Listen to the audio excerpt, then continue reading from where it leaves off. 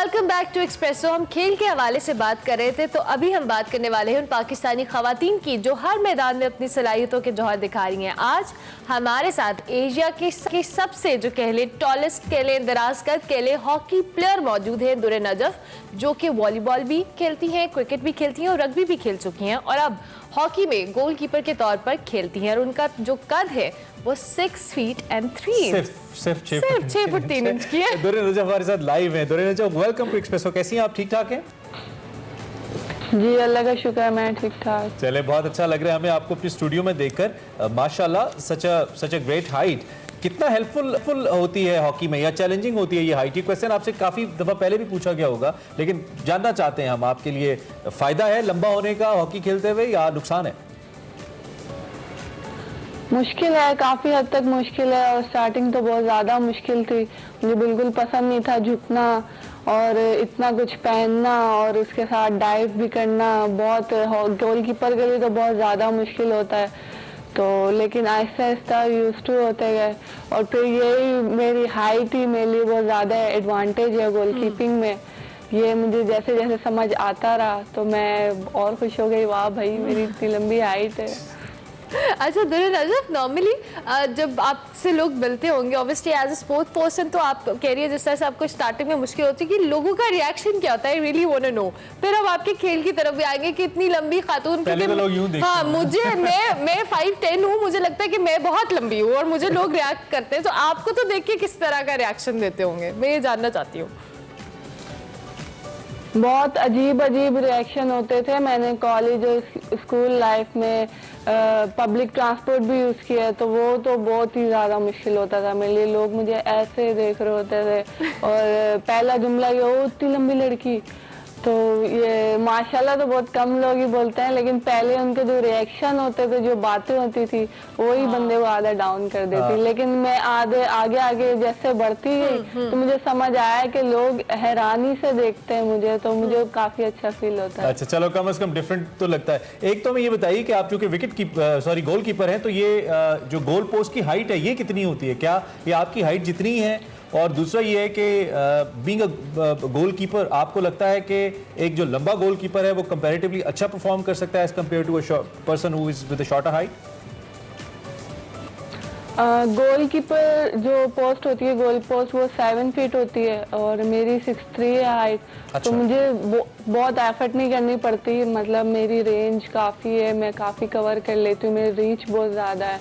और लंबी हाइट का मेरे ख्याल से कि गोलकीपिंग में ही ज़्यादा फ़ायदा है और ये मेरा पर्सनल एक्सपीरियंस भी है, मुझे समझाया भी गया। जैसे मैं अपनी फुटेज देखती हूँ तो आपने भी देखी होगी कि मुझे ज़्यादा एफर्ट नहीं करनी पड़ती। अगर एक नॉर्मल हाइट का कीपर है, उसको जाना पड़ेगा ऐसे, और मैं ये किया और सेफ हो गया। तो गोलकीपिंग में जितनी हाइट का एडवांटेज है उतना फील्ड में मुझे नहीं लगता इतना है। तो आप तो बस हाथ ऊपर करती होंगी और जो गोल पोस्ट है उससे आपका हाथ ऊपर चला जाता होगा।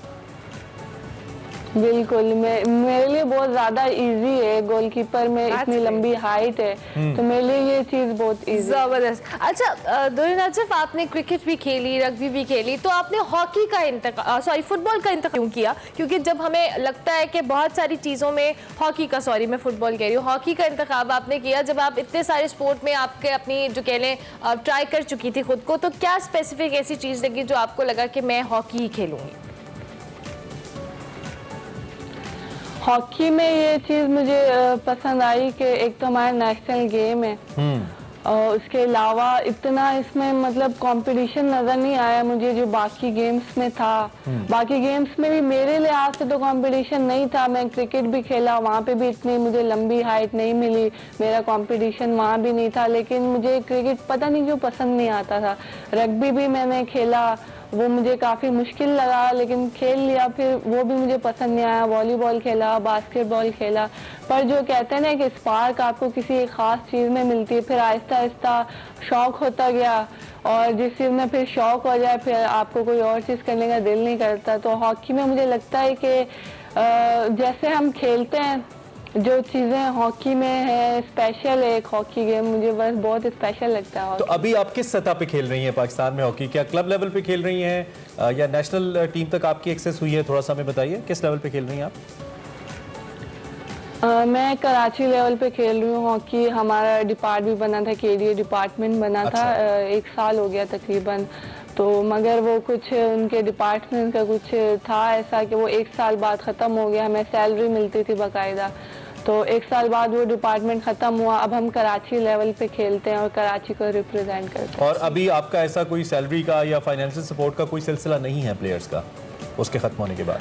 नहीं, ऐसा कुछ नहीं है। हम खुद ही, हमारी कन्वेंस खुद होती है, हम रोज ग्राउंड पे जाएं, खेलें। हाँ, इक्विपमेंट्स उन्होंने अकेडमी वालों ने हमें दिए हुए हैं और मतलब जो टूर्नामेंट्स हों उनकी जो विनिंग प्राइजेस होती हैं वो हमें जरूर मिलती हैं, मगर ऐसे कुछ फाइनेंशियल सपोर्ट नहीं है। अच्छा दुर्र नजर, जिस तरह से अभी हम पहले भी बात कर रहे थे, हमने भी एक डॉक्यूमेंट्री भी देखी कि बहुत सारे ऐसे प्लेयर्स हैं जिन्होंने बड़ा ज़बरदस्त काम किया स्पोर्ट्स को लेके, लेकिन स्टिल हमारे यहाँ फैसिलिटीज़ ना होना, प्रॉपर इक्विपमेंट ना होना, ट्रेनिंग के लिए जगह ना होना, एक बहुत बड़ा अलमिया है। एज अ स्पोर्ट्स वुमेन आपको क्या लगता है कि लड़कियों के लिए किस तरह की फैसिलिटीज होनी चाहिए? लड़कियों के लिए मुझे लगता है काफ़ी हद तक सहूलियात दी जा रही हैं और मैं खुद भी खेलती हूँ तो मैं भी देखती हूँ लड़कों से आगे हमारी एकेडमी में लड़कियों को रखा जाता है और मुझे लगता है कि बाकी एकेडमीज़ में भी ऐसे ही रखा जाता होगा। मैंने कराची की तकरीबन हर एकेडमी में खेला है और देखा है कि लड़कियों को काफ़ी सहूलियात दी जाती हैं। बाकी शहरों का मैं कुछ कह नहीं सकती, लेकिन सहूलियात इस तरह से देनी चाहिए कि उन्हें अच्छे अच्छे मौके मिले। जैसे गर्ल हॉकी की बात करें कि हॉकी बहुत ख़राब हो गई है और पहले की तरह नहीं रही। लड़कों की हॉकी अभी भी बहुत अच्छी है, लड़कियों की मुझे कहीं हॉकी नज़र नहीं आती। अगर हमारे टूर्नामेंट्स भी होते हैं तो उन्हें मीडिया कवर नहीं करता और उनको स्पॉन्सर्स नहीं मिलते। हमें कोई इतना बड़ा स्पॉन्सर नहीं मिलता कि हमें मतलब एकेडमी हमारी जो विकेट्स वगैरह होती हैं सब वो स्पॉन्सर करती है। लड़कियों को पैसे के लिहाज से भी, सहूलियत के लिहाज से भी लड़कों से थोड़ा पीछे रखा जाता है, लेकिन अपनी मदद आप और जो जिन अकेडमी से हम खेलते हैं वो काफ़ी सपोर्ट करते हैं। इसमें अभी तक हमने बैनुल अक़वामी दुनिया से सीखा नहीं है ना अपने पड़ोसी ममालिक से सीखा है, इसीलिए शायद हम पीछे हैं और पीछे रहेंगे जब तक नहीं सीखेंगे। लेकिन आप जैसे जो लोग हैं वो एक उम्मीद की किरण है, एक रोशनी का मीनार है, चिराग हैं, जिसको देखकर हमें लगता है कि अगर आप जैसी, क्योंकि मेरी मालूमात के मुताबिक आपकी उम्र सिर्फ 22 साल है और आप बहुत अच्छा परफॉर्म कर रही हैं और आप जैसी और कई यंग गर्ल्स हैं जो कि खेल रही हैं, तो लगता है कि इंशाल्लाह आने वाले वक्त में हमें पॉजिटिव ही रहना चाहिए और बेहतर रिजल्ट्स आएंगे। दुर्र नजफ, बहुत शुक्रिया, आज हमारे साथ आप स्टूडियोज़ के अंदर मौजूद थी और आपके से हमें बहुत अच्छा लगा। And wish you all the best for your future ventures. जो भी आप करें अल्लाह करे बेहतर रिजल्ट्स आएँ और सून हम आपको नेशनल टीम में खेलता देखें। सबसे लंबी लड़की पाकिस्तान की विकेट गोल कीपर होगी तो कैसी लगेगी, हम जरूर देखें। अच्छा जी, हॉकी की बात किया, जाते जाते मुझे ब्रेक पर शोएब अख्तर साहब को हमें बर्थडे विश करनी है। रावलपिंडी एक्सप्रेस की आज बर्थडे है तो हम एक्सप्रेसो के प्लेटफॉर्म से शोएब अख्तर को a very happy birthday and many many happy returns of the day. YouTube पे आते हैं, बिल्कुल ये वही है और जो बहुत ब्लंट है। हैप्पी बर्थडे शोएब भाई and we are proud of you. Yes, we are so proud of you. इसी नोट पे जी ब्रेक लेंगे, ब्रेक के बाद हाजिर होंगे। आप देखते रहिए एक्सप्रेसो।